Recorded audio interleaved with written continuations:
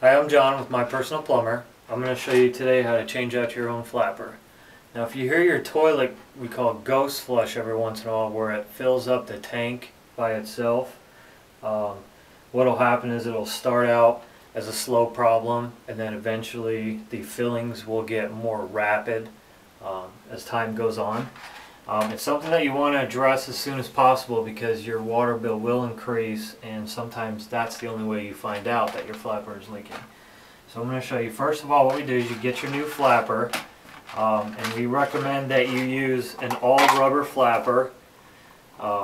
Doesn't have to be a metal chain, it can be a plastic chain as long as it's something that looks nice and secure. And your first step is to pull the lid off. We'll set that aside here. And what we want to do is go ahead and shut the valve off down at the bottom here.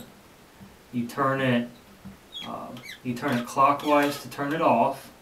And now that the water's off, we'll go ahead and pull the trip lever, get all the water out of the tank. Try to get all the water out of there. Okay.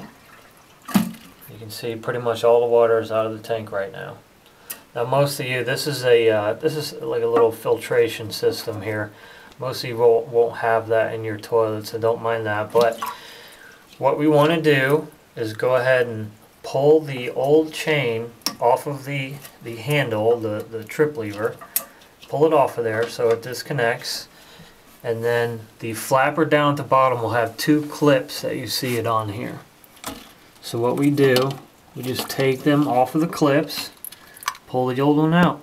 Most of the times if your flappers are leaking, the problem is that right around here your flapper is actually going to be warped when you pull it off, or it's going to have a lot of gunk around it, which basically will not create a seal on the flush valve. So what I do is take your new flapper,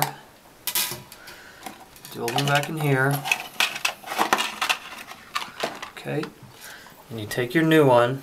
It's going to come with a clip on it and I go ahead and put it on the highest one. So you start out with the longest possible, so you're not fighting it once you're in there. You can always adjust it while you're down in there, but you don't want to have to take this clip completely off a bunch of times. It makes it a lot easier. Now what you do is you put this down in here, you get it set on the hole. It's kind of hard to see with all this stuff, but you get it set in the hole there, and then you go ahead and you put your clips on. That one on the left side and the right side. Make sure that your clips are secure. Go ahead and pull your flapper up. If you can't pull it all the way up, or it's good and snug, then you're good to go. And then what you do is you kind of self-measure the length of the clip. And what you do is you keep this chain nice and taut, and your flapper, your handle is going to be resting at ease at its lowest position.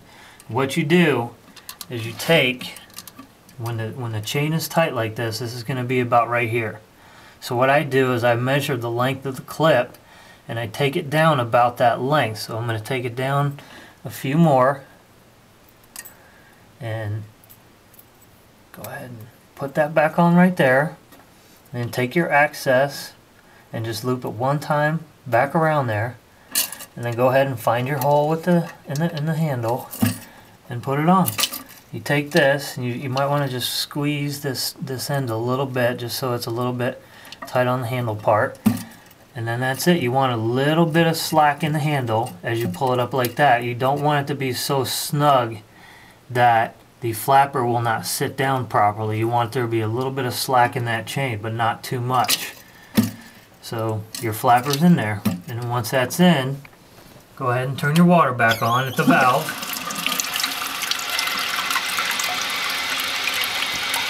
And let the tank fill up. And then once it's full, you can go ahead and test it out a couple of times. Make sure that nothing's getting caught up on anything, and your flapper is riding the water all the way down. But other than that, it's really as easy as that. That's a problem you can take care of yourself.